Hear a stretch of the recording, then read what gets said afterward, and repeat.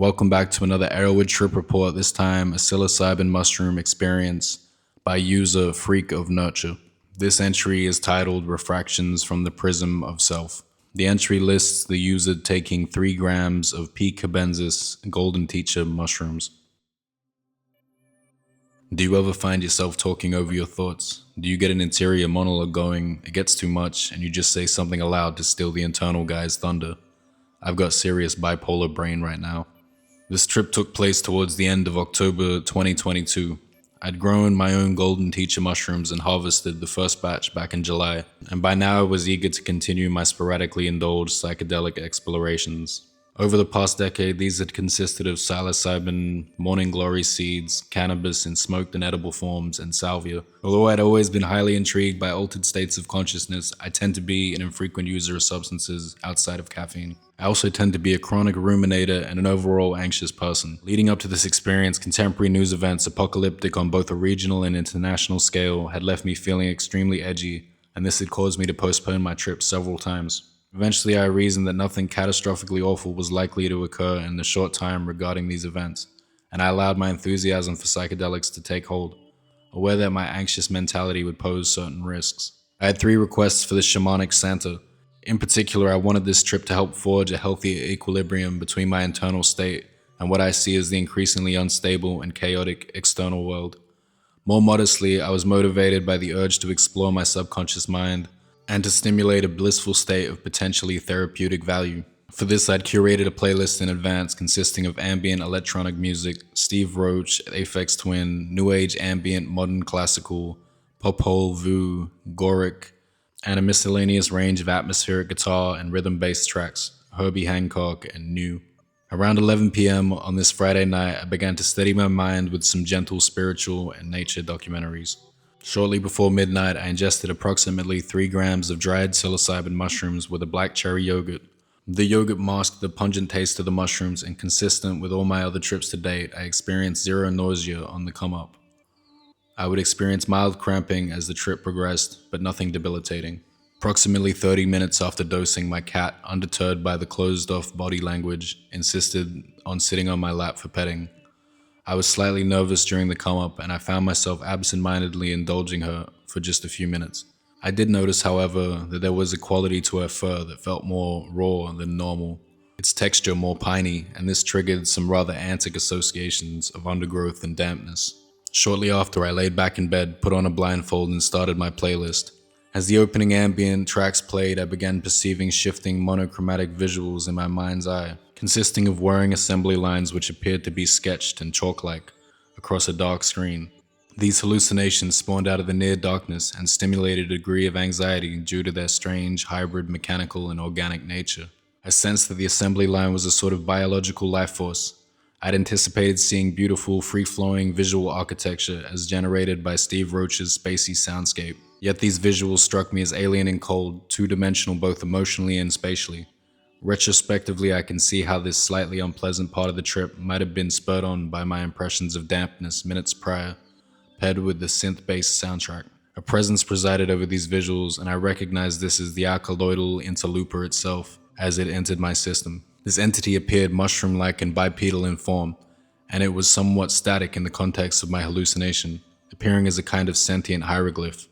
I got the implicit sense that this figure embodied certain trickster or jester-like qualities, which made me feel a degree of trepidation. A sense of duality emerged between me, the subject, or the host of the trip, and the mushroom as a foreign body or guest.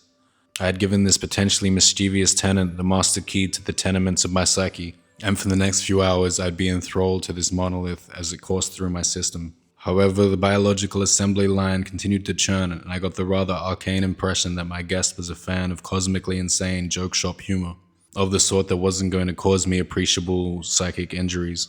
I considered that the entity might plant a few stray whoopee cushions in the corridors of my mind, yet nothing substantial would come of this. Besides, it appeared that the entity wasn't very concerned with me at all. From this point, I began to relax into the trip. Roughly 90 minutes into the trip, I reached what felt like a pivot point. The claustrophobia-inducing imagery dispersed, and I began to perceive a narrow range of colors in my mind's eye. A split-screen effect emerged, and I felt myself gently tilting, as if taped to a two-way mirror, towards what felt like another reality or universe. I perceived the entry point of this world as a room, akin to a library, consisting of scarlet tones and coffee table hues. I felt acutely situated in the present moment, yet I was being offered the chance to sidestep the reality of my bedroom and enter a different world. Despite the emergence of this novel vista, my senses remained grounded in the world of my bedroom. The music piping through my headphones seemed to serve as a bungee cord, tethering me between a pre-game loading screen for some simulated world beyond the reach of my normal waking consciousness, and the corporeal world of my bedroom. As this was the first serious foray into psychedelics since 2020, I was happy to skirt along the surface of both worlds rather than endure a more immersive and potentially perilous experience. My wife was now stirring restlessly in bed, and as tends to happen in marriages, this interfered with my ability to meaningfully communicate with apparent other universes. The choice to venture deeper or not had been made for me, and I snapped out of my trance. Had I dosed higher, I might have segued automatically into a more immersive, internalized visual state. After a slight struggle, I set up my desktop computer in the corner of my bedroom and reclined into my swivel chair. Before ingesting the drug, I'd intended to listen to a carefully curated 5-hour playlist front to back. Yet the idea of doing so in a strictly linear fashion struck me as dogmatic. A new duality emerged, this time between my sober and tripping self. In the process of cultivating my playlist, I had designed certain peaks and troughs to guide the intensity of the experience. Yet in the ebb and flow of the trip, this struck me as somewhat patronizing, as if my sober self was playing roller coaster tycoon with my tripped out psyche. My sober self had envisioned a 3-gram mushroom trip as akin to segueing into a montage-like state, where I would feel a disconnect from my surroundings. Instead, I felt lucid, preternaturally immersed in the present moment. I put my blindfold aside and began to manually skip through my playlist. I tended to gravitate towards the new age acoustic and classical sides of my playlist. I found the music of New and Herbie Hancock overly repetitive and static, poorly conductive to my unraveling state of mind. I played 2 tracks from Popol Vuh's album Hosanna Mantra in succession. I found myself totally immersed in this beautiful chamber music, with its serene, fluid instrumentation and expressive female vocals. As a personality, I tend to be somewhat inexpressive and reserved, not given to big emotional displays, but as I connected with the music, tears began to stream. I hadn't cried like this for years, if not since childhood, and it felt good. Although the visual side of my trip had already peaked, my mind's eye continued to generate a steady stream of closed-eye visuals, which had now consisted of opaque, lava-like flows of yellow and orange molten hues. I found myself halfway between my bedroom, planted on my chair somewhat awkwardly, and cocooned within some obscure inner place, transfixed by feelings of bliss and awe. Further splintering of self took place. The analytical, rationalizing side of my personality re-emerged, to observe from on high the adverse emotional weather events as they flowed through me. I could observe my psychological response from a slightly removed perspective, and I felt a simultaneous union and disconnect between the purposeful, analytical, seemingly ego-led side of my personality and the more expressive and instinctual human-animal biological machine under the hood. I realized in a felt visceral sense that in the process of being someone who tends to ruminate and overthink, I tend to neglect and overlook the most subterranean and instinctual sides of my being, perhaps to my detriment. This upwelling of emotion felt refreshing, as if my body had moved to purge itself of some residual stuff that had been lying dormant. I felt a deep connection with my physiological processes, as if I was in communion with a quietly sentient being within myself. Apparently this instinctual life force, my body's own IT maintenance guy, had stepped in to release a few high-pressure valves and execute some commands on my behalf. I was the operating system chiming away in my usual fashion, yet I was being given the chance to observe the troubleshooting process in real time. I went to the bathroom to observe the body owner of these me-adjacent personas. The bathroom was dimly lit by a single LED bulb, and the subtle yet alluring effect of the outside exterior lighting stood out as it shone onto the glass of the front door across the hall. Satisfyingly, the mirror reflected back my pure and unadulterated physical self, and I began to investigate this figure in the near dark. I felt extremely light and agile, and I began to enjoy the body-high sensations of the drug more explicitly. I felt compelled to sway and move rhythmically, and this seemed to emphasize in a visceral way the contact I'd made with the human-animal machine, apparently residing behind my egoic self. The noetic qualities of the trip, which had been a barrage at times, temporarily receded and gave way to the simple pleasures of hip swaying and hair swishing. So far, I'd come up against the hard wall of my ego. In turn, I'd been temporarily relieved of some of its constraints.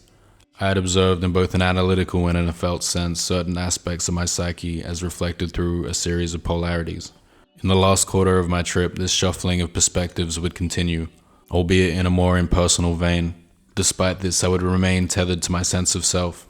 The figurative bungee cord I'd fitted a few hours back had slackened somewhat as I'd moved around the house, not merely content to sit passively and listen to music. I noticed that the stream of closed-eye visuals had abruptly stopped. Instead, now I could see pictorial impressions relating to my thought processes. Naturally, these internal Polaroid pictures lacked the dynamism of the rolling torrents and molten forms I'd experienced during the trip's peak. As I mentioned in the beginning of this trip report, I'd been struggling with certain anxieties prior to tripping. As I started to come down, these concerns began to invade my consciousness once more, although not in the specific way I'd feared. I'd inserted a Russian choral track into my playlist titled Alleluia Beyond the Bridge Room, and as I listened to this mournful yet otherworldly music, I began to think about the Ukraine conflict. The choir of male and female voices, lugubrious sounding and perceptibly worn, emanated a stoicism that was incredibly powerful. These voices in unison and singly represented in a grandiose sense the resilience of all human beings who will find themselves under the cosh. Specifically, I began to think about the countless maternal and paternal figures whose lives throughout human history had been suddenly upturned by despots.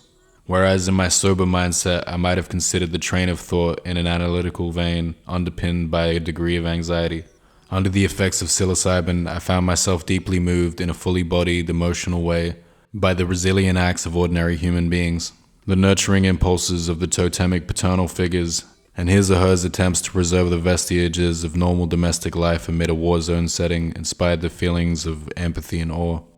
I found myself contrasting the impulse with the solipsistic qualities of certain powerful human beings who put stock in abstractions such as their place in the history books at the expense of human lives. This new duality presented itself in the form of a particularly vivid psychodrama where I zeroed in on the perspective of a maternal figure situated in a dusty, war-torn desert setting. Apparently, this woman was dutifully picking up pieces of debris and human shrapnel in a decimated neighborhood.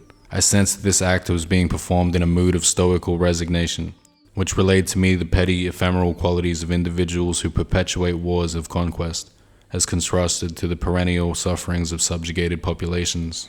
Soberly, I reminded myself that the cycle continues to perpetuate itself today, with increased stakes in the nuclear age. Whereas this thought process could have spun off into a bad trip, I remained open to these visualizations, thoughts, and emotional projections, which seemed to anesthetize me from their potentially nightmarish qualities. I segued back into my bedroom somewhere at 4 a.m., where I'd been staring a few million miles past the wall adjacent to a window. The chinks of light that penetrated my shutters were not the blinding, annihilating light of a nuclear blast, but the friendly municipal lighting on my street. I'd came into this experience with the sense that I'd tapped into aspects of the self both familiar and subliminal to my conscious mind. Feel I was able to integrate apparently oppositional parts of my psyche, and this had a replenishing effect, both bodily and mentally. Several aspects of this trip continue to provide me with food for thought, including the transpersonal effects of tripping. At the time of this trip, for example, I had no conscious awareness of Carl Jung's trickster archetype. My subscription to a predominantly materialist worldview had been somewhat discounted following this trip. The ability of these drugs to emphasize an egalitarian, pro-social view of the world strikes me as inherently valuable. The brain processes them in an experiential and dynamic way. Such is the novelty of psychedelics. As such, we can prospectively augment lessons learned from these trips into our normal, sober lives. I hope you enjoyed the reading. I enjoyed this one. I think the poster is a more mature person and went in with intentions and healthy requests and wants out of the experience. A quote from the report, he said, "I wanted this trip to help forge a healthier equilibrium between my internal state and what I see as the increasingly unstable and chaotic external world," which I like, and it seemed he got what he asked for. His experience of his internal machinery and dualisms in his inner life. Briefly, a sort of trickster entity or voice sort of appeared, which I guess he calmed down pretty quickly. And I guess this kind of entity or internal character wants you to deny your material reality in sometimes in very insidious ways in the language of spiritual culture, or like he said, with cosmically inane joke shop humor. But he brought this entity or part of himself under control pretty quickly and had a serious, meaningful, positive experience, it seems. And I guess it goes to show that when you come with reasonable requests and positive intentions, that these experiences can lead to meaningful inner work occurring. And to this poster, it was a sort of a look at his maybe more animal, instinctual parts of himself, and an escape from his more rational, analytical side, and a sort of cathartic emotional release. And he says in the report this gave him a replenishing effect mentally and bodily. So it seems it was a success. Thank you for watching. There'll be more readings and interpretations coming soon.